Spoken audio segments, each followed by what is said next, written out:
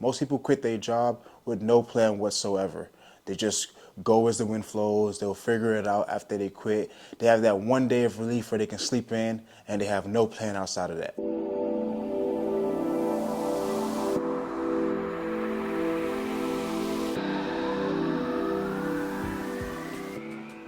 Welcome to Buying Freedom with Henry Yenahe. Today I'll be talking about a thing that's really big in our generation, really big in today's age, and it's hating our jobs. A lot of us do. I know I did for a long time. Hate my job, and I want to get out of it. I want to find something new. But there's ways to do it. So this video will cover why you shouldn't quit your job. So I'll give you some reasons why you should not quit your job.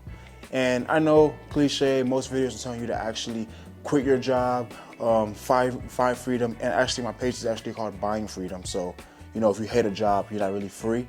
But there's actually reasons why you shouldn't just quit your job up and go. And if you do, there's ways you should do it. Number one, the biggest and the most common and the most easiest reason is for money. Money and stability. Most people, jobs provide us income, which we're able to pay our bills, pay our car notes, pay our insurance, feed ourselves. By quitting this job, a lot of us have no plan. We'll run out of money very, very soon. So the biggest thing is you need money. Just tone it in, just stay, knock it through to be able to achieve that. Money is essential in today's age, of course. We don't live in the day where we used to trade things. We can't trade crops and whatever. You need money, right? You trade money. So that's the biggest thing. We have to be sustainable. We have to have some kind of stability. And money provides that, and jobs provide you a constant source of income. Every week or every other week or monthly, you know that's usually coming, regardless of your performance. So yeah, that's the number one biggest reason. Second thing, which I'm kind of shaky on how I feel about it, is benefits. Both, you know, health insurance and both 401k, which I'm not a fan of 401k. You guys don't kill me, but we'll get into that in another video. But yeah, a lot of us, we won't have any source of savings without our jobs giving us a 401k, and also we won't have any kind of benefits as far as dental health insurance. And jobs often provide these. Some jobs for free, some for a small fee.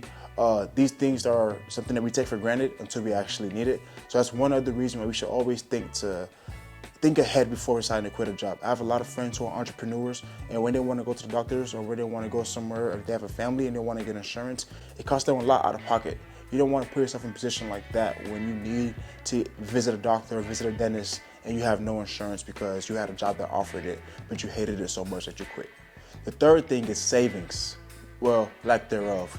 Most Americans, especially our age, do not have any savings account, and if they do, they have very, very small in it. You can't quit a job that gives you money when you have nothing saved up.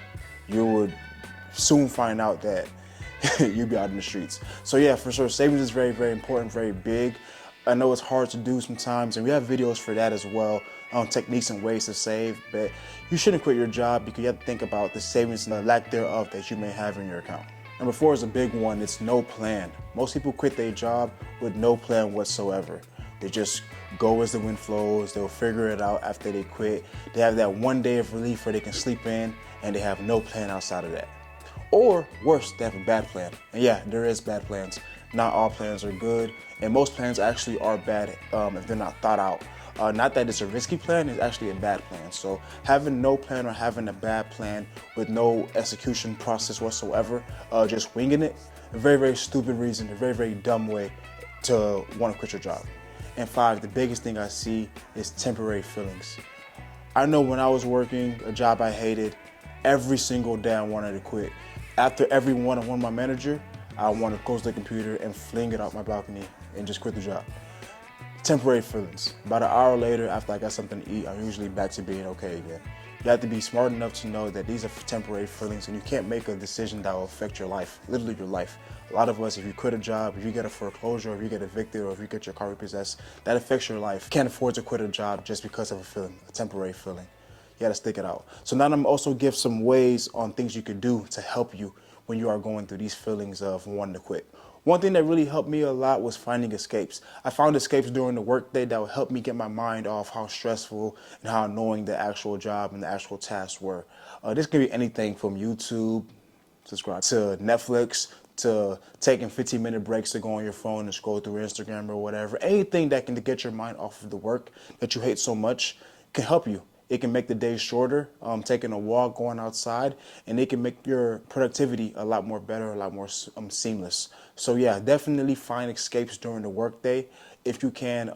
Even the smallest things, as far as just closing your eyes for 15 seconds, taking a few deep breaths, can help you get over sometimes.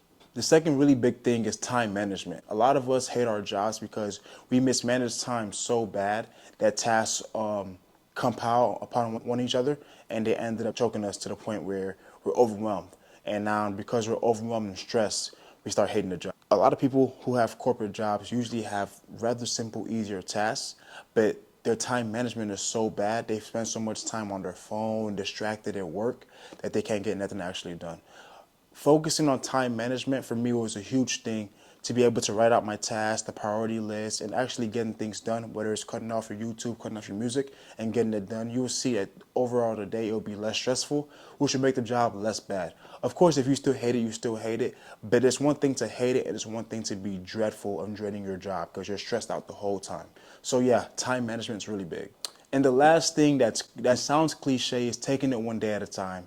You know, when you get in situations, you often think like, oh man, I'm stuck here forever. But just take it one day at a time. Don't be complaining and dreadful. Don't walk into the day with like a defeated attitude. But just take it one day at a time, knowing that it will get better. Be grateful for where you are right now. Be grateful for the process and for where you're going. If you have goals to be somewhere else in the future, take the most that you can out of the situation right now.